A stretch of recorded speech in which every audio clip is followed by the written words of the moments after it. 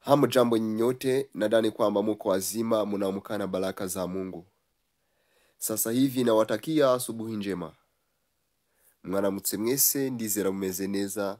Nongeye kubakira kuri YouTube channel yacu, tugiye kwiga isomo ry'igiswahili. Niba utarakora subscribe, nakwibutsa ko wakora subscribe kugira ngo amasomo ajya kugereraho ku gihe. Kande like, kande comment na share, usangire n'inshuti zawe. Wabwire ko Umukiza TV 02 turimo turiga igiswahili n'igifaransa. Wabwire baze bige. As I promised you, every day you have a new lesson, either French or Swahili. Kama niliwaambia, kila siku tuna somo lipya, Kiswahili au Kifaransa. Sasa hivi tunaenda kujifunza Kiswahili. Tuna somo la 5, wakati uliopo. Kiambishi na, wakati uliopo irangwa n'akajambo na. Kiambishi na, kakano kajambo niko karanga wakati uliopo. Wakati uliopo ivuga igihe turimo, yerekana igikorwa urimo gukora. Tuna vitenzi, verbs, inshinga. Kitenzi kucheza, to play. Kuahirisha, to postpone. Kusahau, to forget. Kukumbuka, to remember. Kufikiri, to think. Kusamehe, to forgive. Kufundisha, to teach. Kuondoa, to remove. Kushinda, to succeed. Kujifunza, to learn. Kusali, to pray. Nataka kila mtu ajue vitenzi hivi. Ajue vitenzi hivi. Tafute vitenzi vingine. Shaka buri muntu amenye zino shinga. Zifate mu mutwe, ushake n'izindi nyinshi uzige. Kuko iyo dutangiye wakati, nyakati,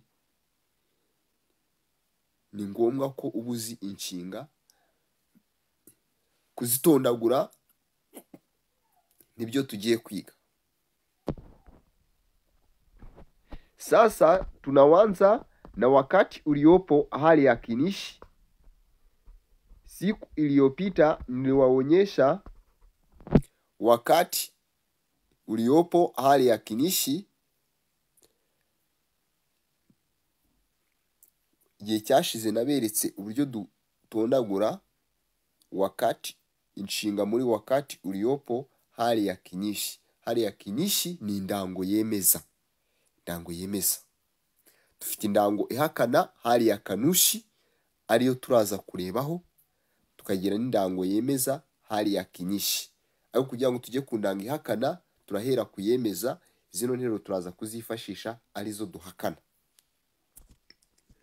Tuna kitenzi kulima. Kulima, unaondoa ku, ukuraho ku, ugasigarana umuzi. Cyo twita umuzi mu Kinyarwanda, murabizi umuzi. Igiye gutondagura inshinga, inshinga zose zitangirwa na ku. Igiye kwitondagura ukuraho ku.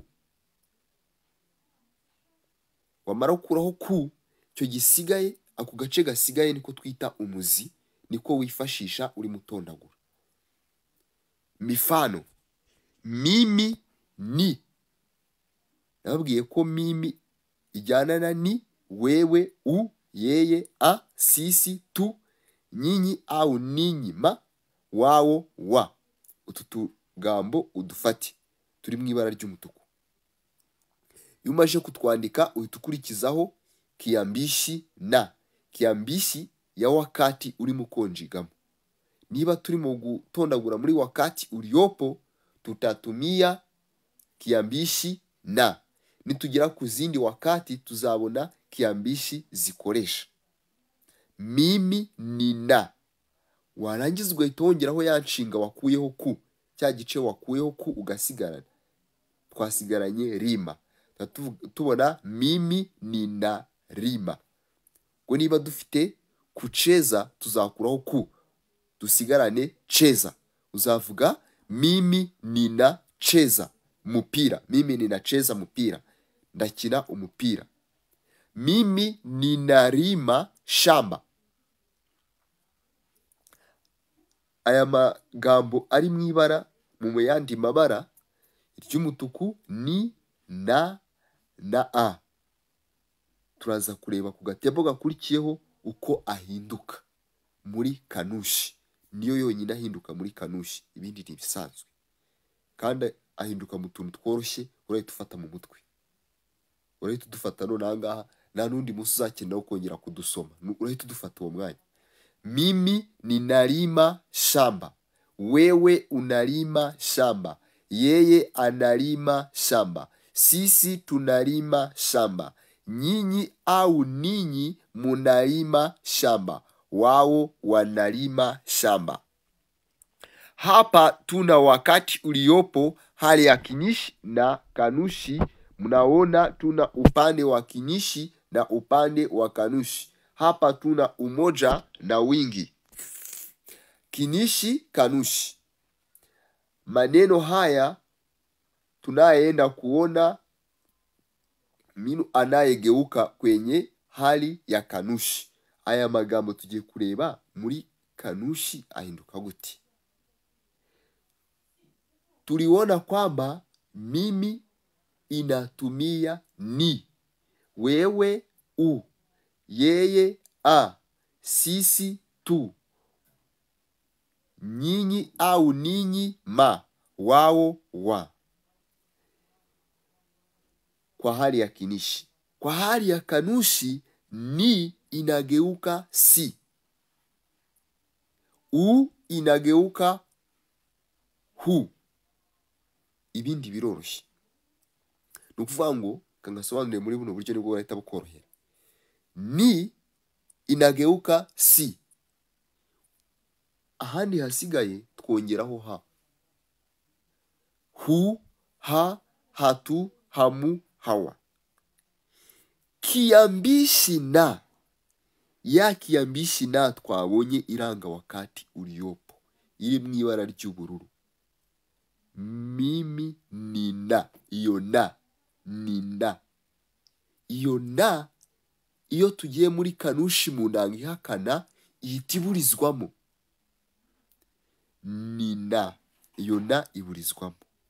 Ubwo tuzavuga, twabonye ko niyo ihinduka si, tuzavuga mimi si ri,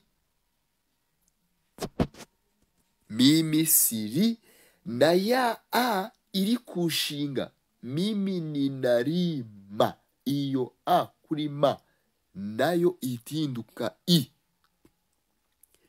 Nitujya mu makanyi tuzavuga, tumaje kubona ko ni ihinduka si, na ikaburizwamo, a igahinduka i. Tuzavuga mimi sirimi, mimi sirimi shamba mu makanyi wakati uliopo, hali ya kanushi.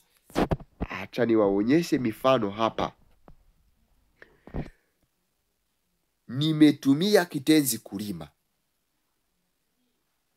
Mimi sirimi shamba. Ni itihinduka si, na ikaburizwamo, a ya nyuma kushinga igahinduka i. Mimi sirimi shamba. Wewe hulimi shamba. Yeye halimi shamba. Sisi hatulimi shamba. Nyinyi au ninyi hamulimi shamba.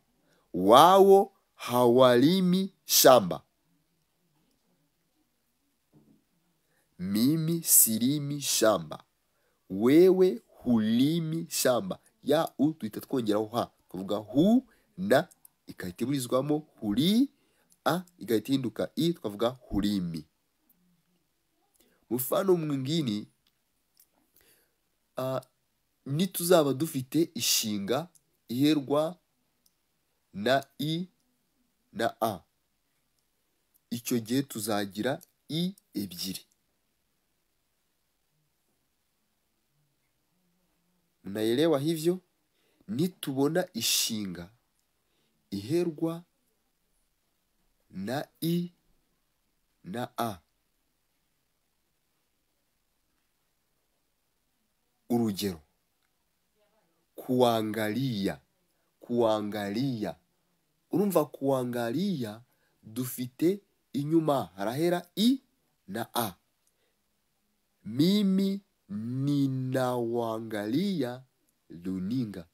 Nitujya guhakana tuzavuga mimi siwangalii, tuzatugira i ebyiri kuko ya a inyuma no yahindutse i. Mimi siwangalii runinga. Mimi siwangalii runinga leo. Nje ntabwo ndeba televiziyo uyu munsi.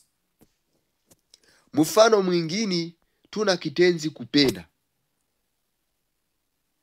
Niwaambia tunaondoa ku. Dukuraho ku tugasigarana igicumbi. Penda. Ku twayikuyeho dusigarana penda.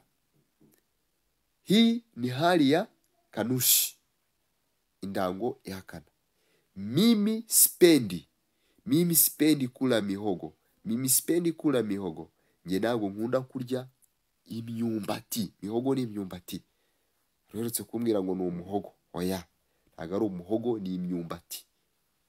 Mimi sipendi kula mihogo. Wewe hupendi kula mihogo. Yeye hapendi kula mihogo. Sisi hatupendi kula mihogo.